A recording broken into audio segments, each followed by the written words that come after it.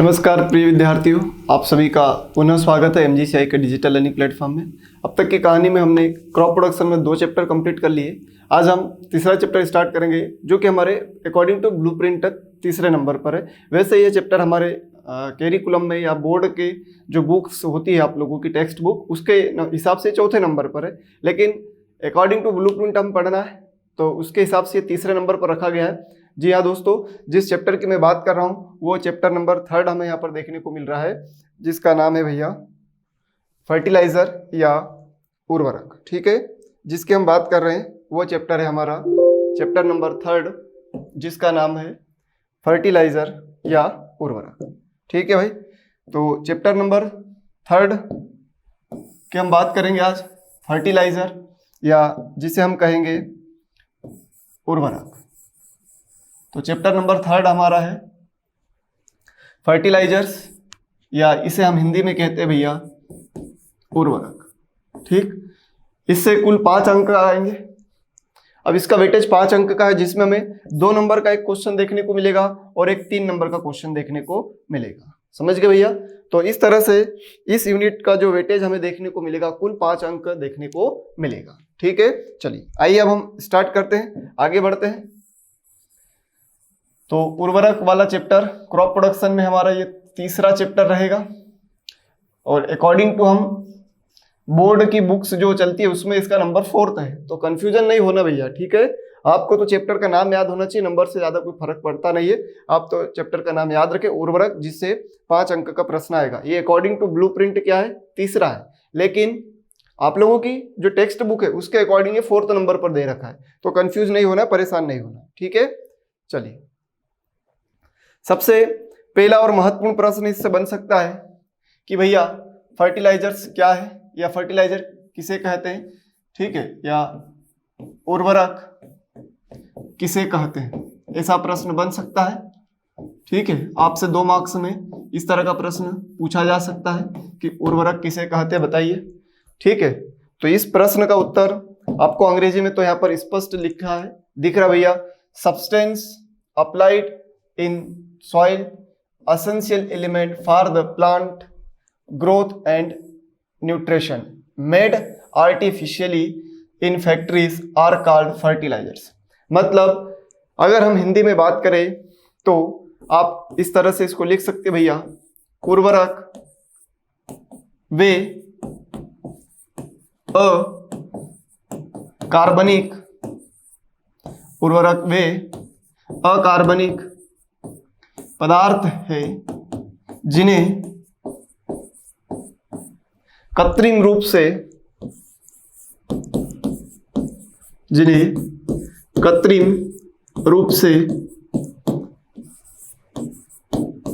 प्रयोगशाला में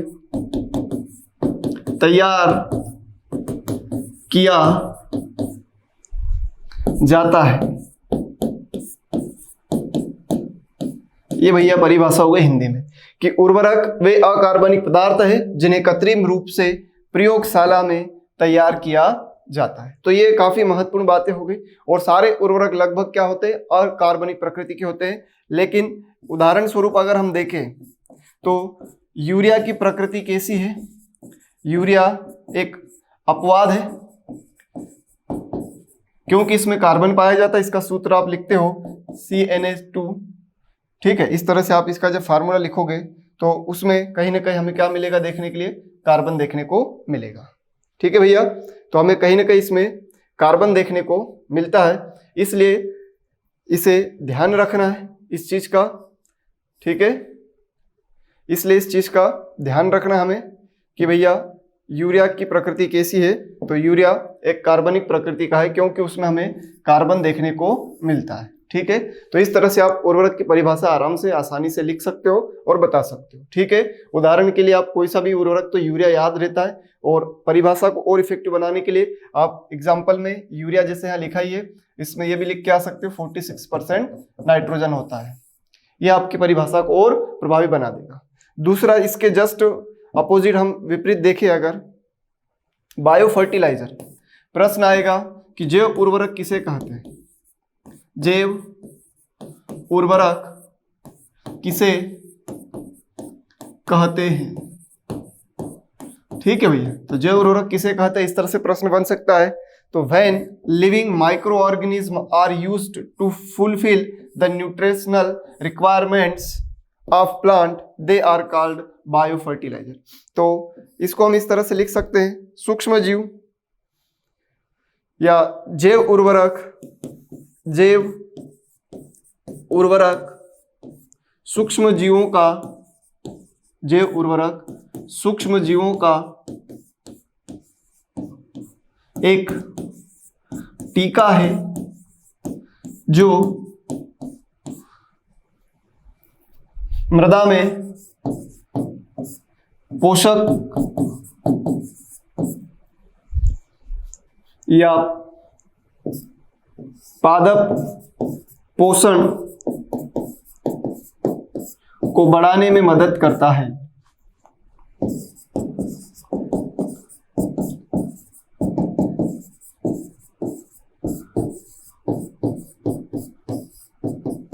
ठीक है भैया, तो जैव उर्वरक एक सूक्ष्म जीव का टीका है जिसके उपचारित करने से यह मृदा में या तो पोषक बढ़ाएगा या पादप पोषण को बढ़ाने में मदद करता है। इस तरह से आप इसको परिभाषा के रूप में लिख सकते हो। आई होप आपको दोनों प्रश्न पहले से भी याद होंगे और बहुत सरल सिंपल भाषा में मैंने आपको समझा भी दिया। इस तरह हमारे ये दो प्रश्न कंप्लीट हो गए भैया। तीसरा है, अगर हम यहाँ पर देखें तो हमें देखने को मिलेगा ग्रीन मैन्योरिंग। ग्रीन मैन्योरिंग को शुद्ध हिंदी में हम क्या कहेंगे भैया, तो इसको हम कहते हैं हरी खाद। हरी खाद। अब इस हरी खाद को समझने के लिए मैं आपको एक छोटी सी डेफिनेशन टाइप से आपको मैं बता रहा हूं। आप इसको यहाँ से इस पॉइंट टू पॉइंट चीजें याद रखेंगे तो निश्चित तौर पर आपको समझ में भी आएगा और याद भी हो जाएगा। ठीक है, तो प्रश्न आएगा भैया, ग्रीन मैन्योरिंग या हरी खाद किसे कहते हैं। ठीक, इस तरह से प्रश्न आ जाए, ग्रीन मैन्योरिंग या हरी खाद किसे कहते हैं, तो आप इसको स्टेप बाय स्टेप याद रखेंगे। जिस तरह से मैं लिख रहा हूं आप उसी स्टेप से इसको याद रखने की कोशिश करेंगे भैया। चलिए, पहले तो हमें अगर डेफिनेशन की बात करें तो इसमें हम डेफिनेशन में अगर हम देखें तो भैया परिभाषा के तौर पर अगर हम देखना चाहें तो जो भी दलहनी फसलें उनको फूल वाली अवस्था में, ठीक है, मैं पूरा एक चार्ट बनाता हूं, उस चार्ट को देखेंगे भैया। तो जो भी दलहनी फसलें हैं, दलहनी फसलों को, ठीक है, अर्थात लेग्यूम क्रॉप्स को, लेग्यूम क्रॉप्स को फ्लावरिंग स्टेज में अर्थात फूल वाली अवस्था में, ठीक है, दलहनी फसलों को, लेग्यूम क्रॉप्स को फूल वाली अवस्था में अर्थात फ्लावरिंग स्टेज में एमबी प्लाव अर्थात मिट्टी पलट हल, मिट्टी पलट हल की सहायता से, एमबी प्लाव की सहायता से उन्हें खेत में ही या जिस जगह पर वो जर्मिनेशन हुआ, जिस जगह पर उनका अंकुरण हुआ, उसी जगह पर उन्हें सॉइल में या मिट्टी में मिला दिया जाता है।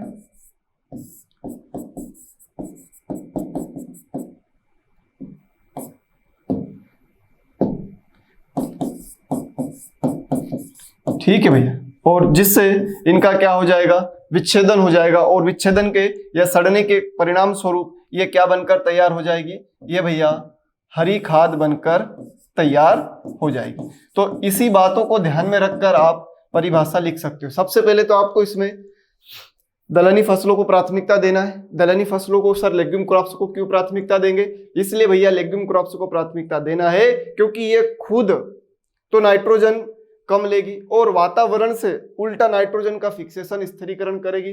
दूसरा, अगर हम बेस्ट क्रॉप की बात करें तो 2 क्रॉप है हरी खाद के लिए। आप ये भी इसमें मेंशन कर सकते हो भैया कि एक तो सनई जो कि सर्वोत्तम है, लेकिन सबसे ज्यादा मात्रा में हरी खाद के रूप में जिसका उपयोग किया जाएगा वो ढेंचा का। तो सनई और ढेंचा इनका उपयोग करते हैं। तो ये उदाहरण के तौर पर आप इसमें लिख सकते हो कि सनई और ढेंचा का उपयोग हरी खाद के रूप में किया जाता है। और इन मोतियों से माला बनाकर अपनी परिभाषा लिख सकते हो, अर्थात दलहनी फसलों का उपयोग करना है और दलहनी फसलों को फ्लावरिंग स्टेज में अर्थात फूल वाली अवस्था में मिट्टी पलटने वाले हल से उन्हें वहीं पलट दिया जाता है, जिससे वह मिट्टी में सड़ गलकर विच्छेदित होकर डिकम्पोज होकर एक आने वाली फसल के लिए खाद का काम करेगी। उसे हम ग्रीन मैन्योर या हरी खाद कहेंगे। आई होप आपको ये सारी चीज समझ में आ गई होगी।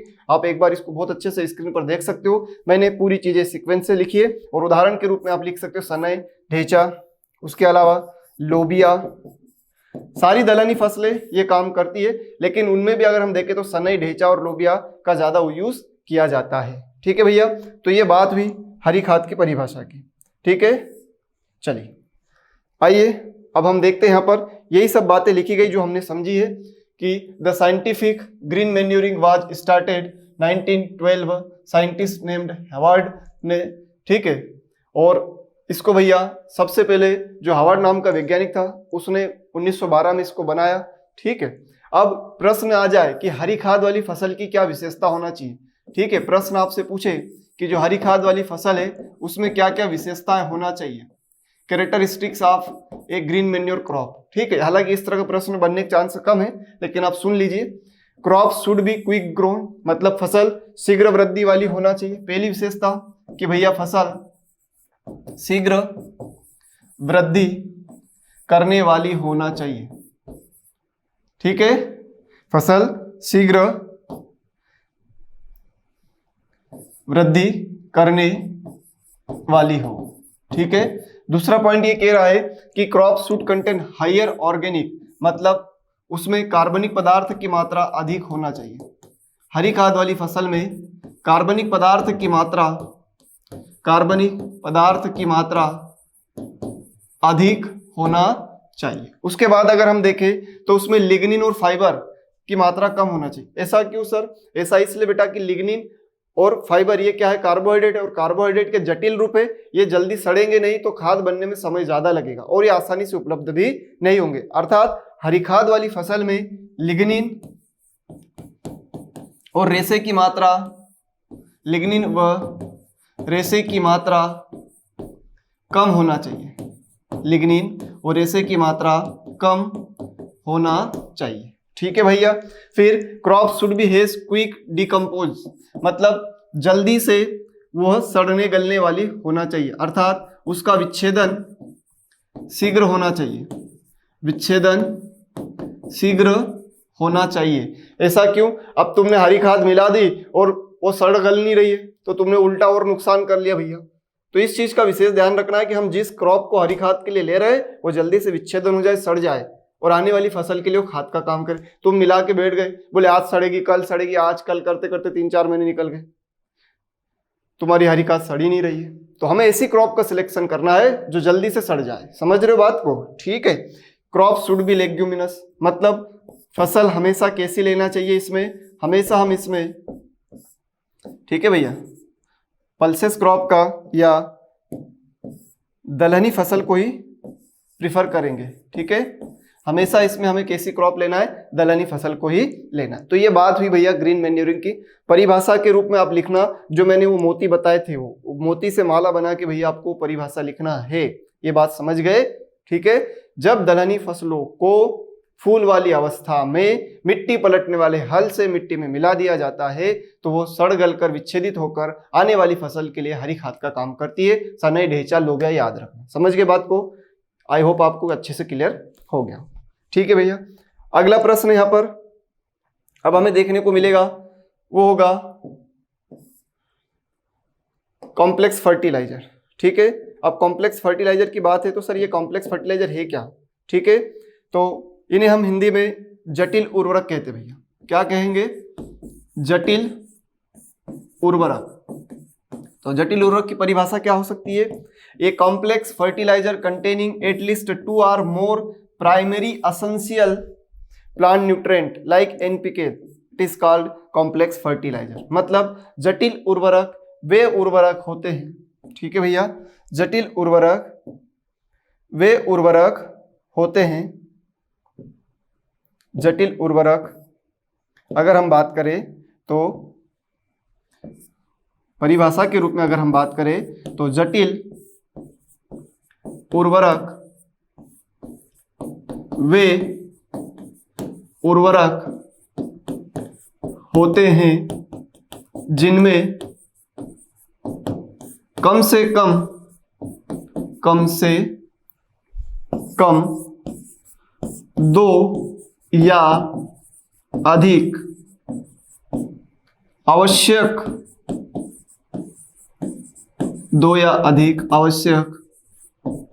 मुख्य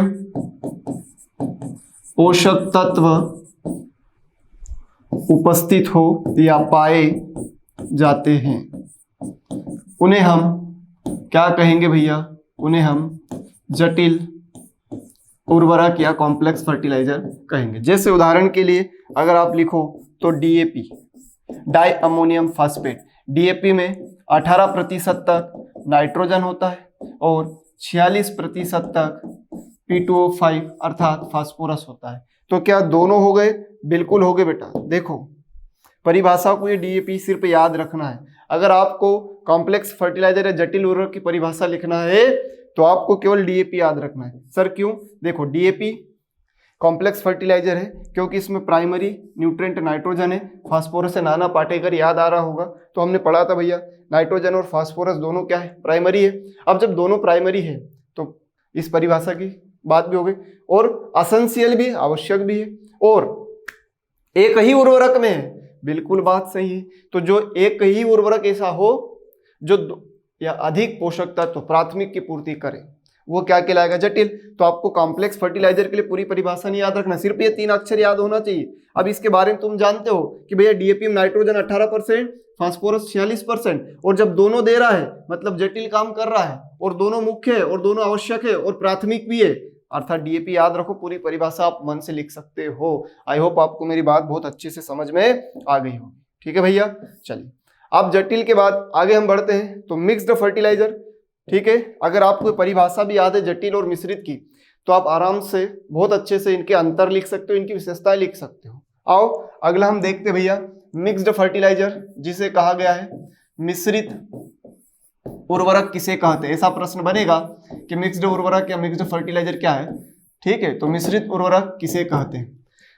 सेव परमल सब जानते हो, खाने से पहले हम दोनों को आपस में मिला लेते, कुछ लोग उसमें प्याज डालते, जीरावन डालते, अलग अलग टेस्ट प्रकार सब खाते हो, सबको पता है। तो सेव परमल को खाने से पहले क्या कर लेते? मिला लेते। ऐसे यहाँ पर उर्वरकों को खाएंगे तो नहीं, इनको कौन खाएगा? पौधा खाएगा। तो पौधे को खिलाने से पहले मतलब मिट्टी में डालने से पहले 2 उर्वरकों को आपस में मिला ले, मिक्स कर ले और खेत में डाल दे, उन्हें हम कहते हैं मिश्रित उर्वरक, मिक्स्ड फर्टिलाइजर। समझ गए भैया? आप मिश्रित फसल की परिभाषा अच्छे से जानते हो कि बोने से पूर्व 2 फसलों के बीजों को आपस में मिलाकर बो देना मिश्रित फसल कहलाता है। उसी प्रकार से उर्वरकों का उपयोग करने से पहले, फर्टिलाइजर का उपयोग करने से पहले हम उनको आपस में मिलाकर खेत में डालते हैं, वही हमारे लिए क्या बनेंगे? मिश्रित उर्वरक। इंडिविजुअल और स्टेट फर्टिलाइजर, इंडिविजुअल और स्टेट का मतलब जो केवल और केवल एक ही मुख्य पोषक तत्व देते हैं। Materials are mixed together physical to permit application in the field one operation। ठीक है, अर्थात मिश्रित उर्वरक वे उर्वरक है जिनको मिट्टी में मिलाने से पूर्व आपस में मिलाकर डाला जाता है, और ये एकल उर्वरक होते हैं। मतलब ऐसा नहीं है कि डीएपी को आपने मिला दिया, नहीं, डीएपी स्टेट नहीं है क्योंकि डीएपी में 1 से ज्यादा हो गया। तो एकल उर्वरक में सर क्या होगा? जैसे यूरिया हो गया, यूरिया में केवल नाइट्रोजन। ठीक है, समझ के बात को? तो केवल एक ही पोषक तत्व है। अब यूरिया में केवल एक है, ऐसा एक और मिला लेंगे हम जिसमें केवल एक पोषक तत्व मिलता हो। ठीक है, उनको आपस में मिलाकर हम दे सकते भैया। चलिए, जैसे यहां पर दिखा है कि यूरिया और पोटास। आओ अब मिश्रित उर्वरक भी 2 प्रकार के, इनकम्प्लीट मतलब ये केवल 2 पोषक तत्वों की पूर्ति करेगा। कितने पोषक तत्वों की? 2 की, और वो 2 भी मुख्य होना चाहिए। 2 अगर मुख्य पोषक तत्वों की पूर्ति करेगा तो इनकम्प्लीट। इसको हिंदी में बोलते हैं अपूर्ण। अपूर्ण उर्वरक। इनकम्प्लीट मतलब भैया अपूर्ण उर्वरक, वे उर्वरक जो केवल 2 मुख्य पोषक तत्वों की पूर्ति करेंगे उन्हें हम अपूर्ण या इनकम्प्लीट मिक्स्ड फर्टिलाइजर कहेंगे। जैसे यूरिया, तो यूरिया से क्या मिलेगा, केवल नाइट्रोजन। और पोटास युक्त उर्वरक हमने पोटेशियम क्लोराइड लिया तो केवल पोटास मिलेगा। तो 2 मुख्य भी है। अपूर्ण क्यों है, क्योंकि एक घट रहा है एनपीके में, ठीक है, पी घट रहा बेटा। तीसरा है कंप्लीट फर्टिलाइजर, इसको हम कहते हैं पूर्ण मिश्रित उर्वरक। पूर्ण मिश्रित उर्वरक। अब पूर्ण मिश्रित उर्वरक की बात करें तो इसमें तीनों प्राथमिक पोषक तत्व मिलते हैं, having all 3 primary nutrient. Ammonium phosphate मतलब भैया अमोनिया से क्या मिल जाएगा, नाइट्रोजन, फास्फेट से फास्फोरस और पोटास से क्या मिल गया, के। तीनों आ गए, तीनों न्यूट्रिएंट एक निश्चित अनुपात में आ गए, इसलिए नाम हो गया भैया पूर्ण उर्वरक। आई होप आपको मेरी ये बात समझ में आ गई। तो हम इस तरह से यहाँ पर देखेंगे तो ये सारे उर्वरक हमारे यहाँ पर कंप्लीट हो गए क्लासिफिकेशन के हिसाब से। कुछ और सिंपल सी परिभाषाएं बन सकती है, कुछ और सिंपल सी परिभाषा यहाँ पर बन सकती है, ठीक है। उन परिभाषाओं को अगर हम देखें तो जैसे हमें देखने को मिलेगा भैया टॉप ड्रेसिंग, बेसल ड्रेसिंग। अब ये 2 प्रश्न हमारे यहाँ पर और नए बन सकते हैं। कौन कौन से, एक तो टॉप ड्रेसिंग और एक बेसल ड्रेसिंग। टॉप ड्रेसिंग का मतलब है छिड़काव, टॉप का मतलब क्या है, छिड़काव करना, ठीक है। तो जब उर्वरकों को खड़ी फसल में, आपने देखा होगा गेहूं के खेत में, व्हीट के फील्ड में, इन जनरली यूरिया को ब्रॉडकास्ट किया जाता है, छिड़काव किया जाता है।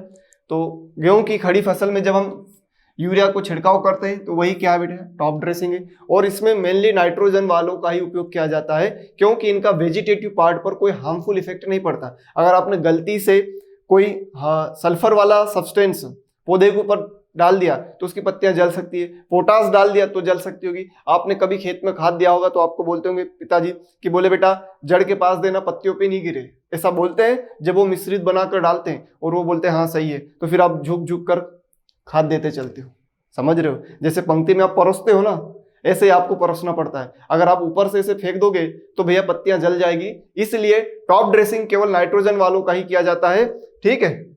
उसके बाद तो यहां पर सीधी सी बात है भैया, खड़ी फसल में नाइट्रोजन वाले फर्टिलाइजर का छिड़काव करना ही क्या कहलाता है, टॉप ड्रेसिंग। टॉप का मतलब ऊपर, ड्रेसिंग मतलब छिड़काव करना। उसके बाद है बेसल ड्रेसिंग। बेसल ड्रेसिंग में हम मेनली फास्फोटिक उर्वरक, फास्फोरस वाले उर्वरकों का उपयोग करते हैं। बेसल ड्रेसिंग को हिंदी में क्या कहेंगे, तो इसको हिंदी में आधारी खाद कहते बेटा, या आधारी डोज के नाम से इसको जाना जाता है, बेसल डोज, ठीक है, या आधारी खाद। हिंदी में आधारी खाद भी कहते हैं। क्या मतलब है सर, तो बेसल डोज या आधारी खाद का मतलब है कि भैया बुआई के पूर्व, बिफोर सोइंग, बुआई के पूर्व, बुआई के पूर्व, बिफोर सोइंग, बिफोर सोइंग, ठीक है, बुआई के पूर्व, बिफोर सोइंग ही हमें क्या कर देना है। ये मान लीजिए सॉइल है, यहां पर हमने इस तरह से फर्टिलाइजर डाल दिया और फिर सीड की सोइंग इस तरह से कर दी, ताकि ये सीड का जर्मिनेशन होगा, यहाँ से रूट और शूट बनेगा, इधर जड़ को न्यूट्रिशन मिलेगा, इधर तना ऊपर बढ़ेगा। मतलब बुआई के पूर्व ही पहले नीचे खाद या उर्वरक की परत, ऊपर थोड़ा सा मिट्टी और फिर बीज, इस तरह से दे देना क्या कहलाता है, बेसल डोज, ठीक है भैया। और ये मेनली किसके साथ करना है, फास्फेटिक मतलब फास्फोरस वाले उर्वरकों को इसमें हमें उपयोग करना है, ठीक। फास्फोरस वाले उर्वरकों को इस तरह से दिया जाता है। तो यहाँ पर ये कुछ एक्स्ट्रा परिभाषाएं थी जो कि मैंने आपको बता दी। आज हमने उर्वरक देखा, फिर उर्वरक के बाद उर्वरक के कितने प्रकार हो सकते हैं, तो मेनली हमें मिश्रित उर्वरक, जटिल उर्वरक, ग्रीन मैन्योरिंग, ये सब भी उर्वरक और खाद का काम करते हैं। हालांकि ग्रीन मैन्योरिंग खाद का काम करेगा भाई। उसके बाद उर्वरक को किस तरह से हम प्रयोग करेंगे, तो ये बेसिक था इस चैप्टर का जो कि हमने जाना। 2 नंबर का प्रश्न इनमें से आपको जरूर देखने को मिल सकता है, ठीक है भैया। धन्यवाद, थैंक यू सभी को। स्वस्थ रहे, मस्त रहे, व्यस्त रहे। जय हिंद।